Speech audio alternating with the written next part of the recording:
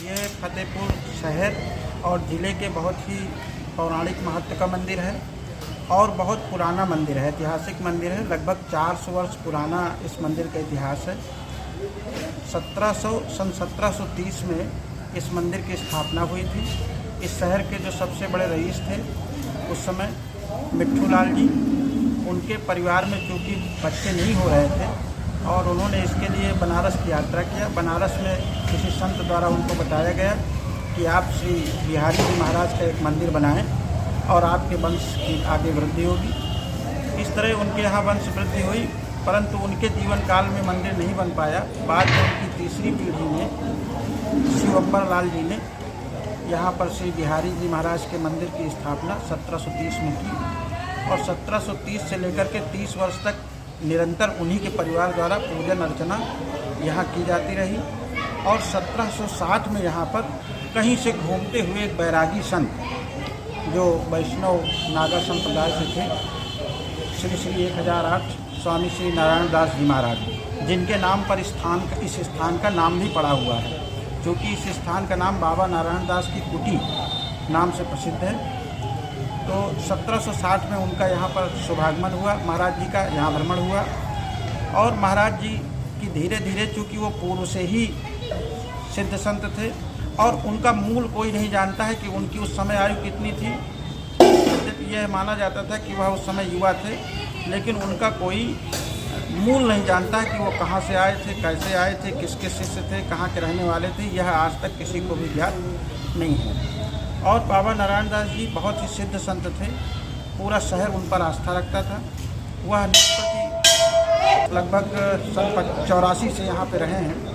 तो स्वामी जी के समाधि जो बनी हुई है बाबा नारायण दास जी की, उन्होंने यहाँ सशरीर समाधि लिया था 111 वर्ष की आयु में हुआ, क्योंकि इस मंदिर का रकबा 14 बीघे 7 बिस्वा है। तो यहाँ ये तालाब, पीछे सरोवर खुदवाया और सरोवर में कहते हैं कि रात भर में स्वामी जी ने अपने कमंडल से माँ गंगा का डाला और कहा कि माँ मैं आपको आमंत्रित करता हूँ, मेरी शक्ति नहीं, लेकिन आपने कहा है और अपने बेटे पर दया करके आवें। और कहते हैं रात भर में ये पूरा सरोवर लबालब भरा हुआ था और इसमें झाऊ के पेड़ भी थे, वो अभी हमारे सामने तक भी रहे हैं। और स्वामी जी ने इसके बाद यह तालाब की यह मान्यता रही, इस सरोवर की, गंगा सरोवर इसका नाम था।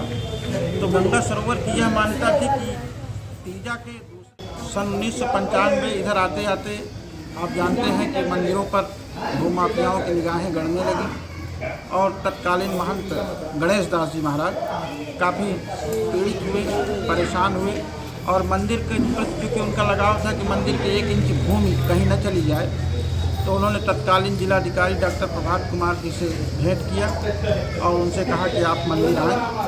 और मुझे लगता है कि बिहारी जी की ही कृपा से भगवान बिहारी जी ने उनको बुलाया और डॉक्टर प्रभात कुमार जी को उन्होंने एकल ट्रस्ट डीड द्वारा इस पूरे मंदिर का 14 बीघे 7 बिस्वे का मालिक बना दिया, जिलाधिकारी फतेहपुर को पदेन।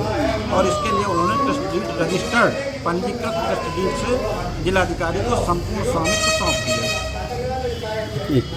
और यहाँ पर चूँकि यह मठ का रूप था और यहाँ पर 40-40, 50-50 बच्चे रहते थे और इसी में परिसर में ही संस्कृत महाविद्यालय भी संचालित था। वर्तमान में वह विद्यालय चूँकि मान्यता प्राप्त है और वह यहीं पास में ही श्री नारायण, बाबा नारायण दास जी के ही नाम से श्री नारायण संस्कृत महाविद्यालय के नाम से संचालित हो रहा है। और जब यहाँ पर स्थितियाँ विकट हो गई, क्योंकि ये मंदिर जिलाधिकारी के ही अधीनस्थता में था, तो बीच में तो किसी ने इस पर बहुत ज़्यादा सुध नहीं लिया, लेकिन समाज के कई वर्गों ने, कई लोगों ने, पत्रकारों ने और समाज के सुधी लोगों ने यहाँ पर जिलाधिकारी के रूप में आए और देवदूत के रूप में आए।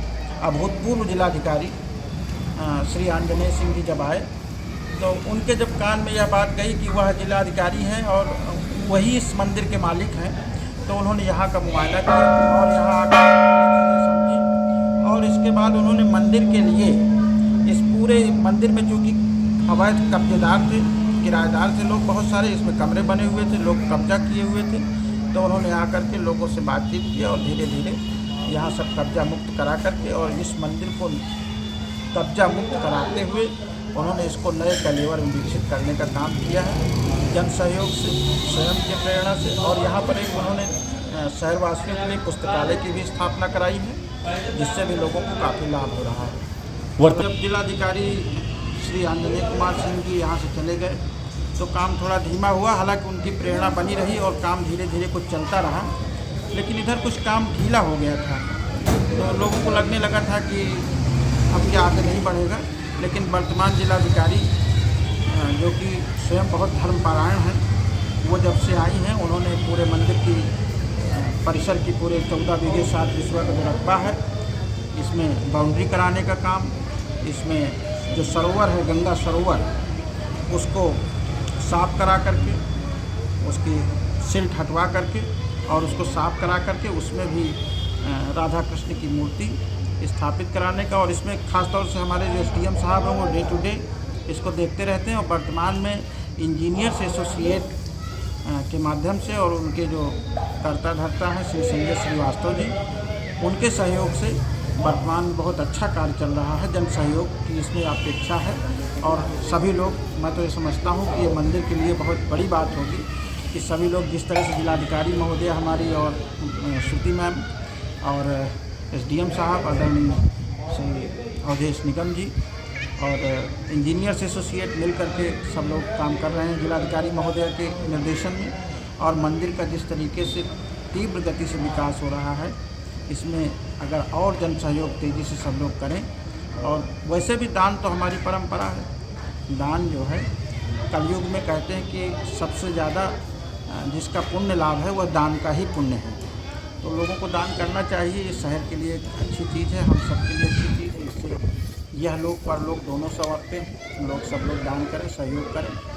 उस जैसे कि आप महोदय द्वारा दान की पूरी व्यवस्था है, पारदर्शी व्यवस्था है, खाता संख्या दिया गया है, उस खाते संख्या में जो भी दान आता है उसकी बाकायदे लेखा लेजर बनता है, लेखा पढ़ी में सब होता है और लिखा पढ़ी में उसको ब्रेक किया जाता है। पूरा पारदर्शी व्यवस्था है। समय में सर्वाधिक जो आवश्यकता है वो संस्कारों की। शिक्षा तभी से फलीभूत है, मनुष्य का जीवन तभी फलीभूत है जब वह संस्कारवान हो, और संस्कारवान होने के लिए उसे धार्मिक आश्रय आवश्यक है। यह जो केंद्र हैं, हमारे जो मंदिर हैं, पुस्तकालय हैं, ये हमारी आस्था और हमारे संस्कारों का केंद्र है। इससे जुड़ करके हम अपने बच्चों का, अपने समाज का, सबका भला कर सकते हैं। ये जितने समृद्ध होंगे, जितने अच्छे होंगे, जितने अच्छे परिवेश में होंगे, उतना ही हमारा अच्छा परिवेश निश्चित रूप से विकसित होगा। हमारी आगे आने वाली पीढ़ियों को अच्छे संस्कार प्राप्त हो सकेंगे। और इस दिशा में जिलाधिकारी महोदया इसको सजाने संवारने का काम, इसमें पार्क भी मंदिर के साथ विकसित हो रहा है। और इसके साथ साथ आदमी के जो प्राणी मात्र के लिए सहयोग की बात है, उसमें भी बहुत अच्छा कार्य हो रहा है। तो इसके लिए जिलाधिकारी महोदय को और इंजीनियर्स एसोसिएट संजय भाई को सभी बहुत हम अपने मंदिर की ओर से शुभकामनाएं ज्ञापित करते हैं और शहरवासियों से अपील करते हैं कि आप लोग दिल खोल करके मंदिर के लिए दान करें। ये आपका मंदिर है, इससे जुड़ें और इसके साथ पूरी तरह से सहयोग करें। आपका एक एक पाई मंदिर के लिए ही खर्च हो रहा है, पारदर्शिता से खर्च हो रहा है। इसमें कोई किसी प्रकार की आप कोताही न करें और निश्चित रूप से आपका एक एक धन मंदिर के लिए है, आपके लिए है, आपकी आने वाली पीढ़ियों को सहेजने वाला होगा। ये मंदिर हमारे पूरे शहर के बीच में एक सिद्ध पीठ के रूप में माना जाता रहा है।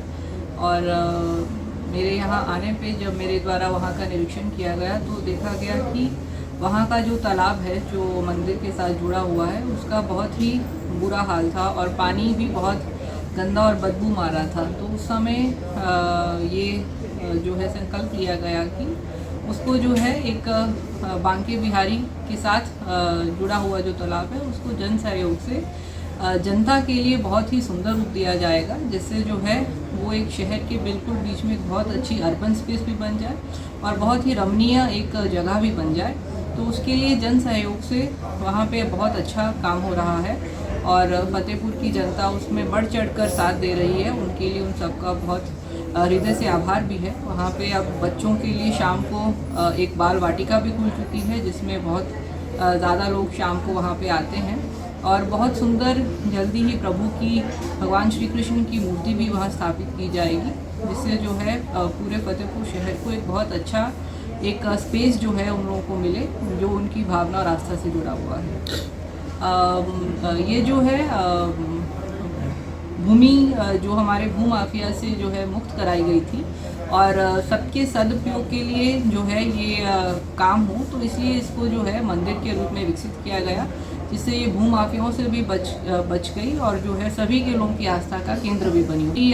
जनता से अपील भी है और जनता ने अभी तक बहुत ही भगीरथी प्रयास से और बहुत ही उत्तम कार्य इसमें किया है। मेरी आगे भी अपील है कि ये मंदिर और ये तालाब जनता के लिए बनाया जा रहा है, तो इसमें बढ़ चढ़ कर अपना सहयोग करेंगे तो फतेहपुर शहर में एक बहुत सुंदर तालाब विकसित होगा जो सबके लिए एक गौरव का विषय है।